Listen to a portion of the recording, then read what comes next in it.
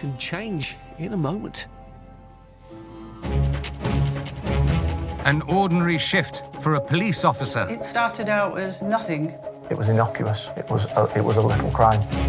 can quickly take an extraordinary turn. A simple traffic stop went stratospheric within 2 minutes. Speed is 70 miles an hour. He's outside the petrol station fighting with another male. A routine case You can start off with something, and it can turn into something completely different. Taser! Taser! I'm here from you! can suddenly spiral into a serious incident. Then it switched. He locked the door. She knew that something was very, very wrong here. Stand by, I think we're going to have a decamp. One got out with a baseball bat. There's a ton of campus in the car. They were literally on a rampage. Sometimes the most minor crimes I was looking for a stolen quad bike, found a lot more. can crack major cases. We were now possibly looking at a serial killer.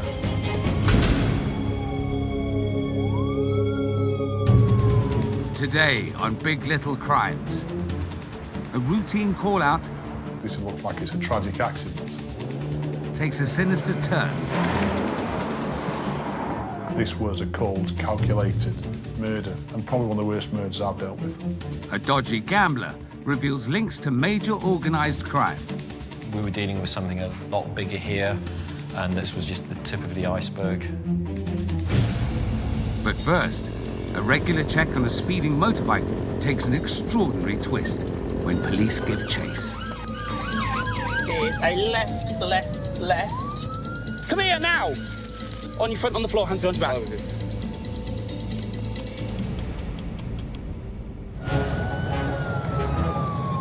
Yeah, it is now failing to stop, Ketchum Road in towards town. After nearly 2 decades catching criminals, Detective Constable Dave Bastuba thinks he's seen it all. You are going to deal with things. You are going to see things. You are going to be exposed to things that you might not have seen in your previous life. But sometimes, even he gets caught by surprise. That's what happened with one routine case, which got off to a very fast start. An officer was on patrol in uniform in a marked vehicle.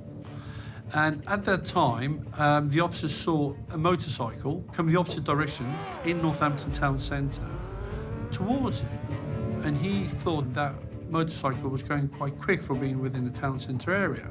So that alerted his suspicion. In the UK, speeding offences are the most common vehicle crime the police have to deal with. The officer takes the usual action of following the motorbike to see what it's up to. The rider picks up pace, and the officer knows what to do next. He took the number plate, those digits and letters, and he put them from a police national computer to establish what kind of vehicle it should be, who the owner is, or does it have insurance. It's a standard number plate check, but the response is far from routine. He came back to a Mazda vehicle, but it was clearly a motorcycle. So at this point now, the officer's suspicion is raised quite a lot. So as the officer ignited the blue lights and requested for that motorcycle to pull over, the motorcycle decided to speed up through the town centre. The chase is on, but the motorcycle refuses to stop. He runs a red light. What's he got to hide? But at this point, he did not know why the motorcycle had a Mazda registration plate or why this motorcycle failed to stop for a police officer. Yeah, I've looked the vehicle up, it is in the distance, still speed, 80, going in towards Northampton, Ketchum Road. So by heavy braking, yeah, it is now failing to stop, Ketchum Road in towards town. Speed 80, road conditions are wet, super driver, super vehicle. Which channel do you want me to remain on? Now, Ketchum Road into town, approaching Morrison's now. It is a left, left, left, Northwood Road. It's going to go onto a footpath, I can't follow. Somebody's crash, he's off and running. The suspect abandons the motorbike and flees on foot. Run in, footpath, ending Northwood Road. I think he's going up towards Broadmead Avenue. Got right for a gate. Come here now! Let's look flat. Hands behind your back. Hands behind your back. On your front. On your front, on the floor. Complying. On your front, on the floor, hands behind your back. Later, the chase isn't over. It's about to take a major turn. Go on the floor. Not doing it. On the floor. Get on the floor! Get on the floor! Yeah, just lamp me one. We're now running back up. Almost the footpath.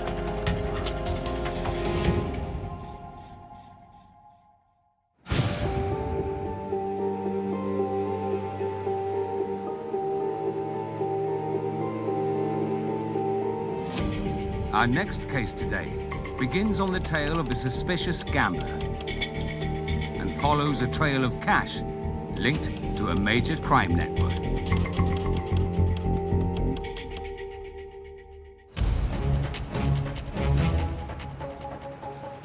Casinos, a world of wealth, glamour, and high stakes. But where there's money, there are criminals trying to get their hands on it. And in some cases, they win big. Cracking this kind of intricate financial crime is what DS Trevor Dickey lives for. I could see that technology-enabled crime was becoming something new. So for me, that was, an opportunity to really specialise in something very, very different. He spent years in the National High-Tech Crime Unit, investigating cybercriminals. It was this expertise that helped him to crack one highly sophisticated case.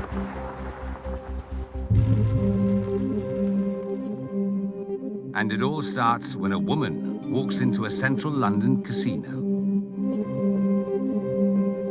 The lady just appeared to be like any other, person attending the casino, generally well turned out, to give that air of, success, that she had money. Although she looks the part, casino security quickly noticed something out of the ordinary. The lady concerned came into the casino, cashed out £1,000 of chips using a bank card. She then moved from table to table. It didn't appear to be really gambling. Security do a trawl of CCTV footage and spot the woman doing the same thing, time and time again. When they started to look at her previous visits, they became suspicious because the names and the cards were changing. And so that was a real red flag for them. She's using dozens of different bank cards, all in different names. Something doesn't add up. When the casino alerts police, the case is passed on to Trevor's cyber team. His first instinct is that he already knows what she's up to. Because we'd had a number of other investigations that centered around, identity theft, online fraud, we became suspicious that she was lower level type fraud, so where she has access to the card, low values initially, but high volume. Identity fraud is one of the fastest growing crimes. More than 250,000 cases are reported to police each year. That activity can have the benefit of several thousands of pounds of fraud in one person's hands. Trevor heads to the casino in search of solid evidence to back up his suspicions. Decision was made to go back to the casino and work with the security staff, revisit some of the CCTV and establish, was there a timeline, a pattern of when she would attend. Trevor believes the woman could be using the casino to draw out money from different accounts and turn it into cash. But where is the money coming from? He notices the cards are all from the same bank.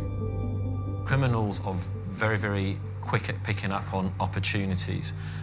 What we did notice was that it was consistently one bank, because one moving money from one account to another within the same bank probably doesn't have as many checks as if you're moving it to a different bank. Trevor's hunch is that there's a good reason why this high street bank has been chosen. This particular bank, from a business perspective, was also being very proactive in getting people from within Europe who were coming to work in the UK to really just make it easier for them to be able to open accounts. It's the first clue that this little crime might be something much bigger. Trevor needs to figure out how the woman's getting her hands on the money, and if she's part of a larger criminal network. We made a sort of a tactical decision that we would conduct proactive surveillance at the casino to see if we could then, one, follow her activity in the casino to try and get a better idea of what she was doing, but also to track her movements once she had left the casino to establish connections to any other people. You know, is there somebody waiting for her? Trevor and his team set up at the casino and watch the woman's every move. Casinos do have good CCTV coverage, so you're able to follow somebody's movements pretty well just from the CCTV in a control room without actually having to have officers, you know, in the casino pretending, because there is always the risk that, you know, their activity draws the attention. He observes her taking out £1,000 each night, having a little flutter, and then cashing in most of the chips. I think the purpose of her sort of drawing to about £1,000 on the card is because that was under the threshold for the banks, particularly drawing the attention. But why go to so much trouble when she could just use a cash machine? A lot of cards would have a maximum spend for the day. And so it's about timing, you know, when you use that card to be able to get the benefit of that maximum withdrawal at the time. Cash machines have a standard withdrawal limit of £300. But she's able to get out more than that to buy chips at the casino. Trevor suspects she's involved in a bigger fraud network, and he needs her to lead him to the other players. The surveillance team takes the risky decision to follow her out of the casino. But if they're spotted, officers could blow their cover and the entire case. They carefully follow her to a house where she meets a man.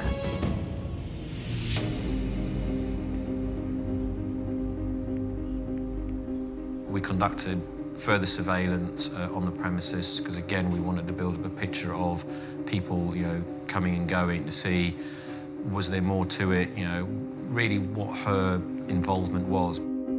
Trevor's team spend days staking out the property. They realize the suspect lives there with the mystery man. But what's their relationship? And is he even connected to this crime? Meanwhile, other officers are examining the woman's bank accounts. And they found something that just doesn't add up. There was a very high frequency of money transfers coming into particularly the accounts that she had used, the one that she controlled mainly. It started to give us names of other people that we thought, okay, this is perhaps a bigger network. Finding these other names in the suspect's account is a huge leap forward. It's the first piece of solid evidence that she's not working alone. What we started to establish was that a lot of these accounts were being opened with fake identities or false passports. We started to see the same individual's photograph. This is now much more than a woman behaving unusually at a London casino. What Trevor notices next transforms the investigation far beyond the capital. And one of the patterns we saw in relation to the identity documents, i.e. the passports, is that they were from a variation of countries, but predominantly from, you know, Eastern Europe. This is fraud on a massive scale, with links to global organized crime. Actually, we've got a lot more going on here. We knew that they were involved in far bigger criminality, and the potential harm of what they were doing is way more, significant. Later, as the true scale of this major case unfolds, This woman was running a money laundering network. the net closes in on an international criminal gang. She controlled a significant number of money mules.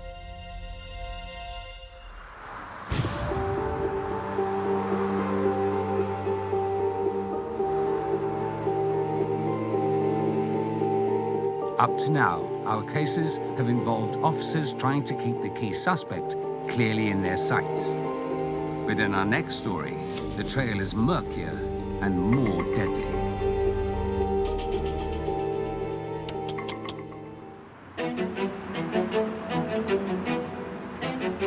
Detective Chief Inspector Steve Whitaker always had to be at the top of his game.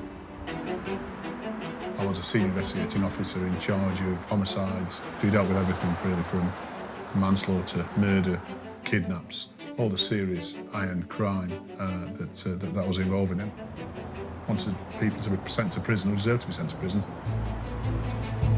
That dogged determination proved crucial in one of the biggest cases of Steve's career. And it all began one very ordinary match day weekend. There was a big football match in Sheffield between Sheffield United and Manchester City. This was an FA Cup 5th round game. There's a report of a car accident near Sheffield United's football stadium, Bramall Lane. You've got a lot of traffic, be that foot traffic, vehicle traffic, and you've got quite a lot of police officers in that area and lots of members of public all attending a game. The roads are packed, so the incident isn't all that surprising. Police would have got to that first, they would have wondered what was happening, and probably at first thinking, well, this looks like it's a tragic accident. It's a routine call-out. Police don't suspect a crime, but they soon make a shocking discovery. I think the best way to describe it was quite chaotic. There was a vehicle, there was nobody in it, which is unusual, and there was a person dead, actually trapped under the front wheels of that vehicle. So quite an horrific sight for officers to attend. Is it an accident? It could be. We can't discount that. Has a person decided to kill themselves by jumping out into the road and they want to get run over, they want to end their life? You can't discount that. Or is there something actually more sinister afoot? Police secure the potential crime scene. And it isn't long before they discover a set of tyre marks. They search the abandoned car for clues. There's some real sinister items found within the car, which was a knife, very similar to this, a bandana used to disguise your face, and a discarded, left by mistake, mobile phone. There was also 2 axes, a balaclava, and some petrol. Things were unravelling quite quickly. What started as an ordinary traffic accident has taken an extraordinary turn.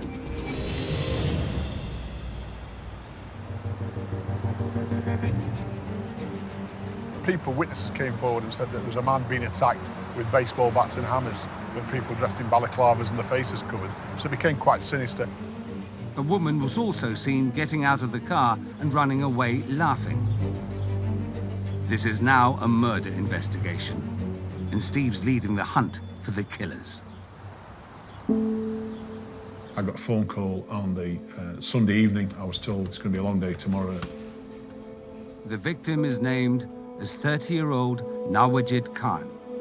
The post-mortem reveals he had a devastating head injury. It was quite clear we needed to find out who was driving that vehicle, why he's dead, who's responsible, and joining all the dots up, really. Step 1. Who is the owner of the car? And what Steve finds next is about to transform the whole investigation.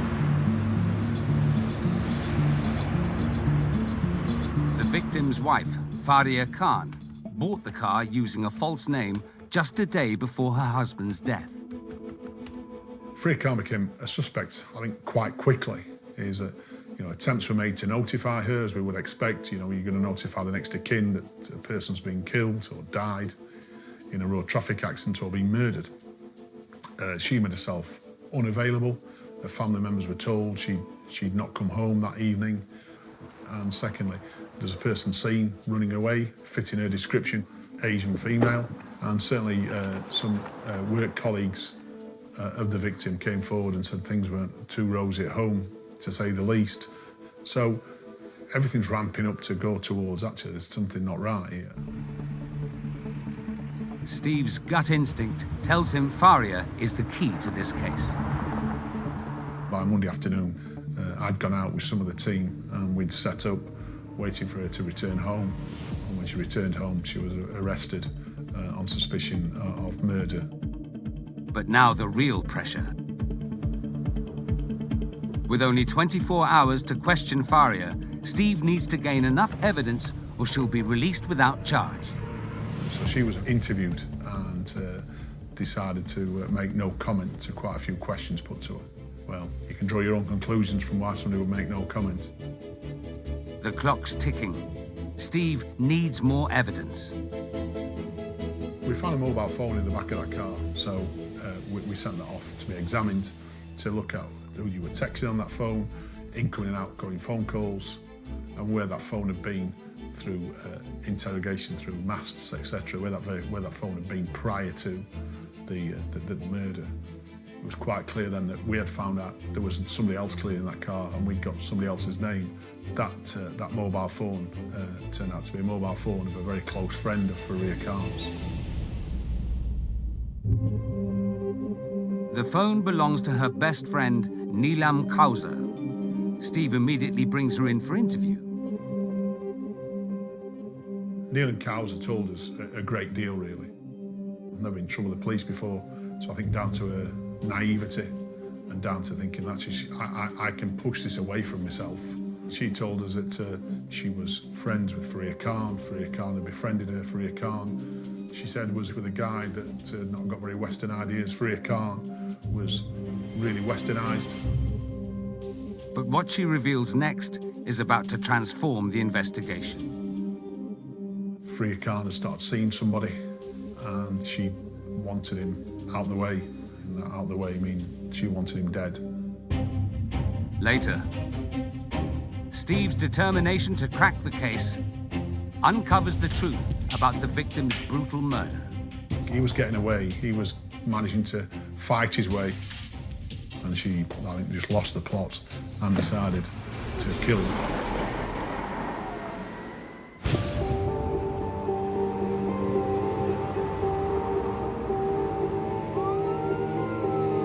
Back on the tail of a speeding motorcyclist, an everyday traffic stop is fast becoming one to remember. Somebody's crash, he's off and running.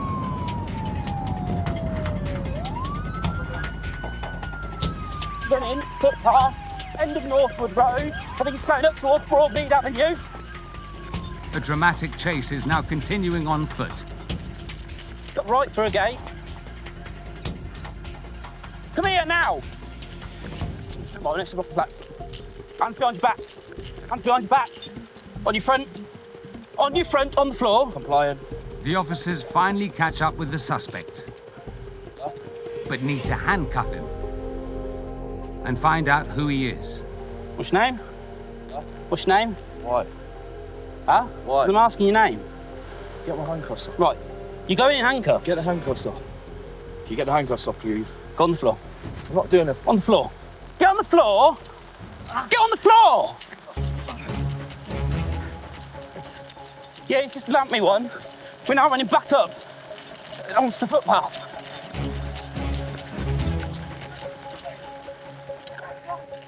So brought me down Northwood Road. He's running still at the footpath. The officer desperately needs backup to help catch him.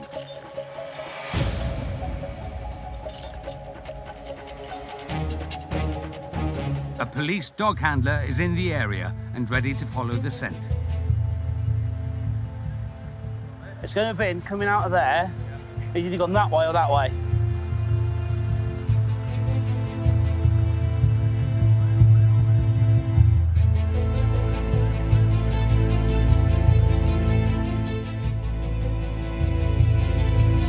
There's no sign of him.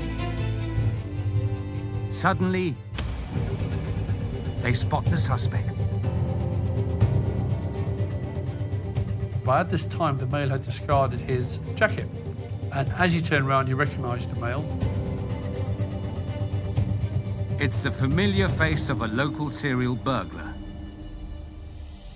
A minor number plate check has led police to a well-known thief. But why was he so keen to get away this time? While the man is arrested and taken back to the station, the police need to track down the jacket he ditched during the chase. The sniffer dog sets to work. The orange jacket was recovered, and inside there was a glass hammer. Now, glass hammer, we have them in our police cars as well. You can break car windows with them. They're quite strong, they have a metal point. So we found that within there, and I believe there were some gloves as well. The police know this man is a prolific burglar, and the hammer and gloves could be evidence that he's out committing more crime. They go back to the motorbike he abandoned during the chase and find more crucial evidence. Some medication with the burglar's name and date of birth on it. This is the breakthrough they needed. It confirms the rider's identity and links him to the motorbike and the jacket. The case against him is getting stronger and stronger. But who does the bike belong to? When the officer checked the engine number for their motorcycle, they established that it had been stolen a month earlier in a burglary in Kettering. From speeding to bike theft to burglary. And Dave knows all about that case. He spent the last few weeks trying to crack it. Police received a phone call that a person had come home from work and that he had a motorcycle locked up to the lamppost outside his address, but somebody had broken through his front door and taken the key for their motorcycle and had ridden it off. Now it's case closed. The suspect was caught on CCTV stealing the motorbike, and it's the same guy they have in custody. I knew exactly who he was because I had dealt with him before. He was a prolific offender. If only he'd stuck to the speed limit, he might not have been caught this time.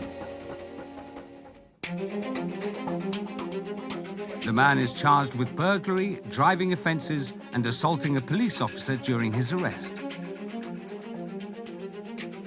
He pleads guilty and is jailed for 2.5 years.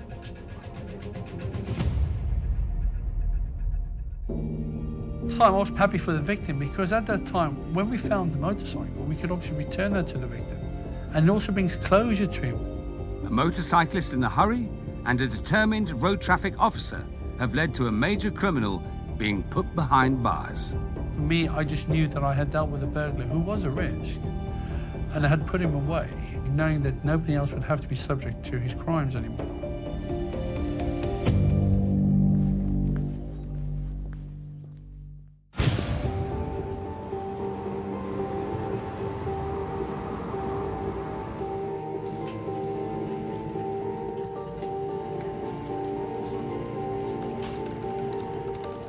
Back in London, a small case of a suspicious gambler has exposed a big money laundering network. A woman has been using different cards to buy thousands of pounds of chips at a casino before becoming a bit shy at the betting tables.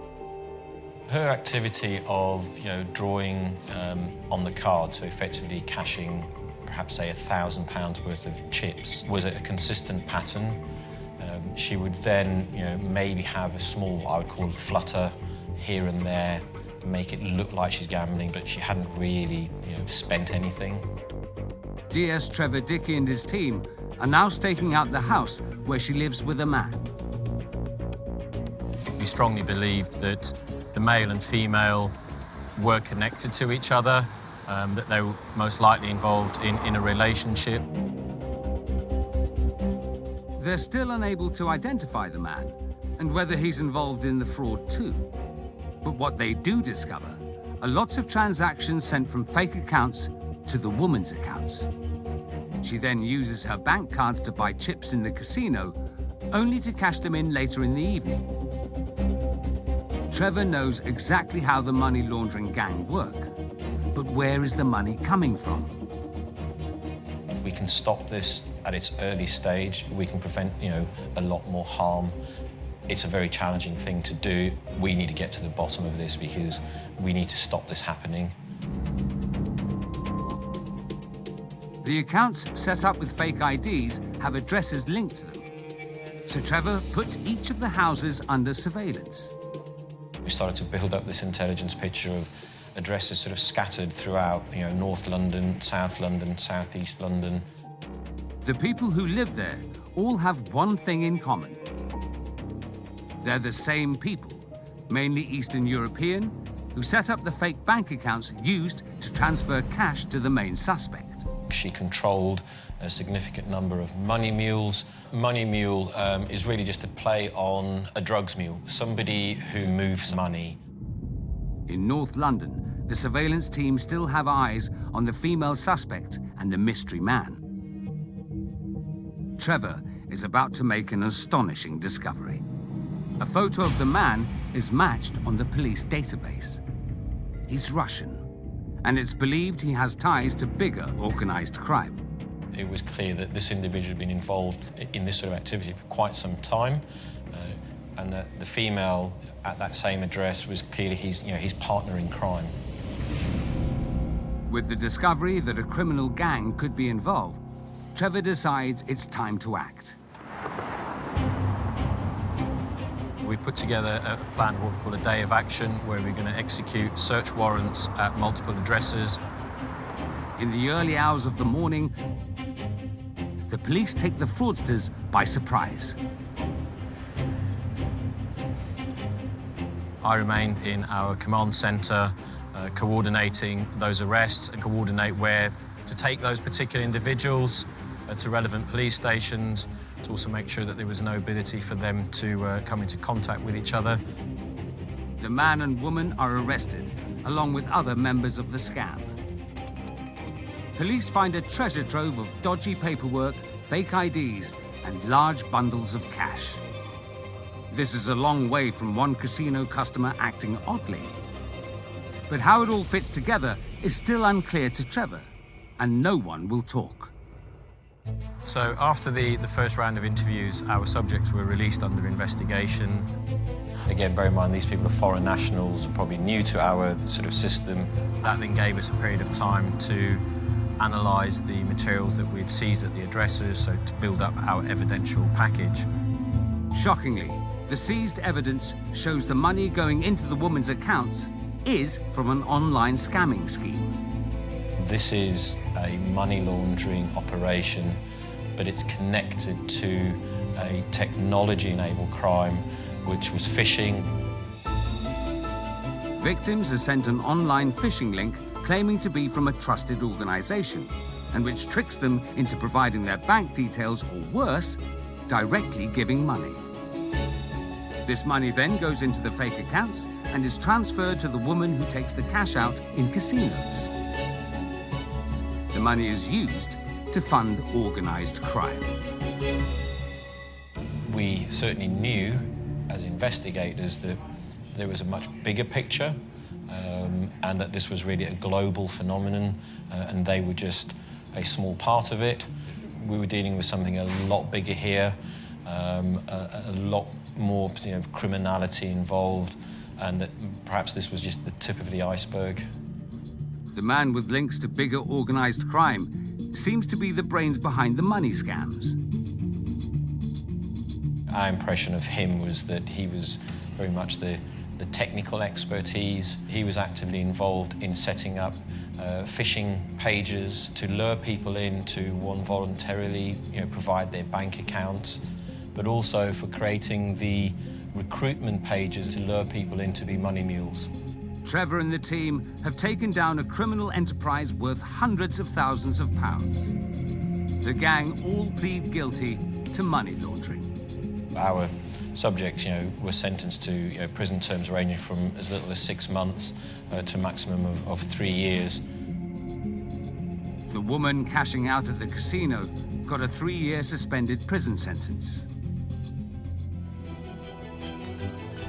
What started with a small piece of intelligence about a lone gambler has led to the dismantling of a global money laundering network.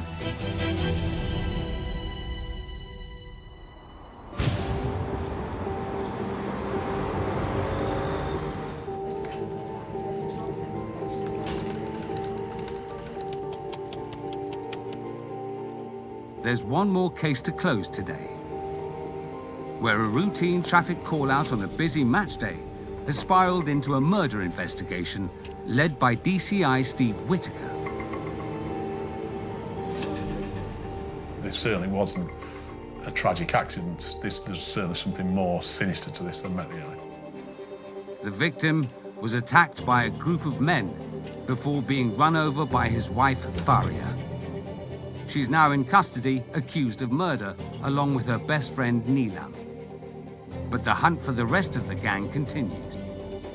While Faria still refuses to cooperate, Neelam reveals to Steve that Faria did recruit the men to attack her husband.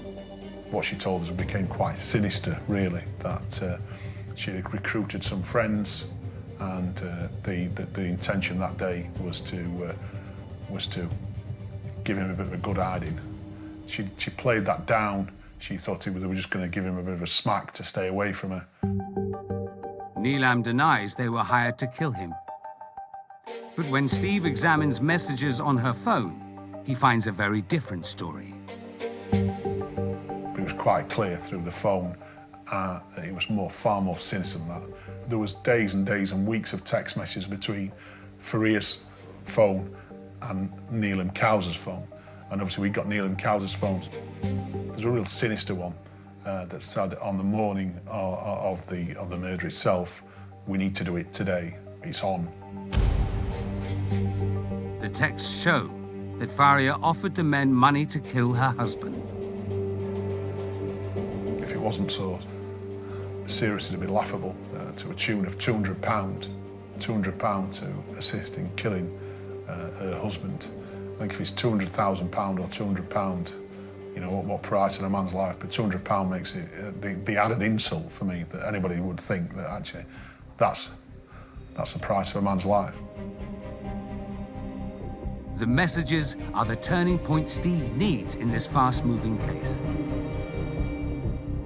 There was then some further evidence on there of Faria Khan saying it was quite clear that Faria Khan and some of the associates were actually watching the movements of Nawajid. He was being followed.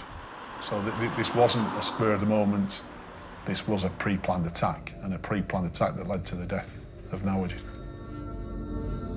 The text messages are not the only compelling evidence against the victim's wife. We recovered a knife block from Faria Khan's house, and the knife block contained 5 knives with 1 knife missing, and that knife was in the car at the time. What started as a report of an ordinary car accident is now a case of cold-blooded murder. And Steve is slowly piecing together what happened. Nawajid was on his way to the takeaway where he worked, not realising his wife was planning to murder him that day. Unfortunately, he didn't make it. Faria drove the group of men close to the takeaway, ready to attack and kidnap her husband. The car pulled up. The 4 lads got out of the car and set about Nawajid Khan. And they set about him with baseball bats and hammers. Faria watched from her car as the attack happened. It was clear then that this was going wrong. He was getting away. He was managing to fight his way. But he didn't escape, because his wife took matters into her own hands and brutally ran him over. He, I think, just lost the plot and decided to kill him, and to kill him in front of lots of witnesses, lots of young children, lots of people that are travelling to a football match. I don't think she cared at that stage. I think she just lost her mind and decided, that's it, I'm going to do it, I've had enough. And she decided to kill him. This was a cold, calculated murder, and probably one of the worst murders I've dealt with. Steve has enough evidence to charge Faria and her friend Neelam with murder. Unfortunately, for the investigation, the job doesn't stop there. We've got other people to look at and other people to bring into custody. Based on the text message evidence and witness statements from the scene, He's identified the men paid to carry out the attack. Now he needs to track them down. We needed to find out where they lived. We needed to arrest them, and arrest them as quickly as we could, because the longer it went on, the more chance there was that we were going to be losing evidence. The men are soon found and brought in for questioning. They admit to being there, but deny planning to kill the victim. We're trying to distance themselves, saying it wasn't me. We were just going to give him a smack, not to kill him. But thanks to witnesses who saw the attack on the victim and physical evidence found in the car, the men are charged with murder. Steve and his team prepare the case for trial. If you're as concerned as an officer in the case or a senior investigating officer, have you got enough to make a jury sure? Do they think beyond reasonable doubt that your case is watertight, that they can find them guilty? As a greedy police officer, you always want that bit more. And lo and behold, we did get a bit more. Weeks later, out of nowhere, Steve gets a call from Doncaster Prison. One of the men was charged with the murder, then went on remand. And whilst remanded in custody, he decided then to speak to his cellmate. He was in prison. Cellmate he didn't know. And again, it just shows what a bit of a fantasy world that these people live in. He then decided to tell him everything about the case. The cellmate then, luckily for us, came forward and he spoke to us in the investigation and told us exactly what had been said.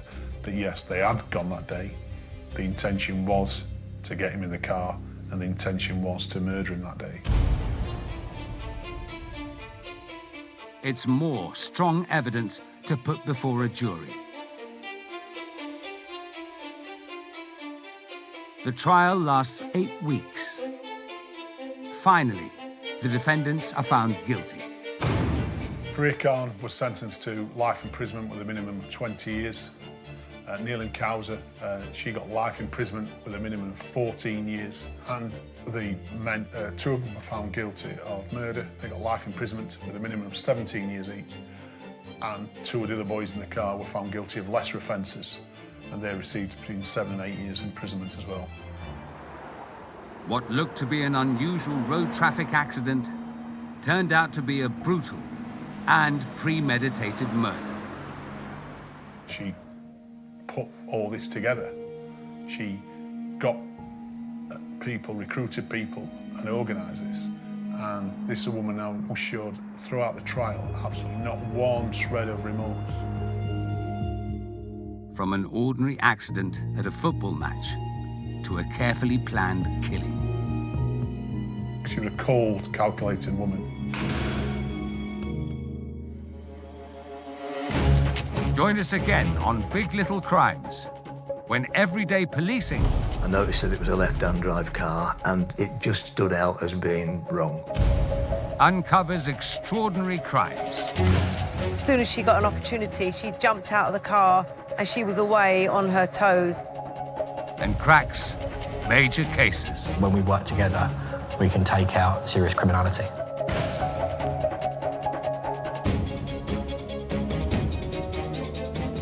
Lord Sugar's candidates are on a journey to a Caribbean island. In fact, a new series of The Apprentice starts at 9, and Catherine's back along with her demons, including Tommy Lee Royce.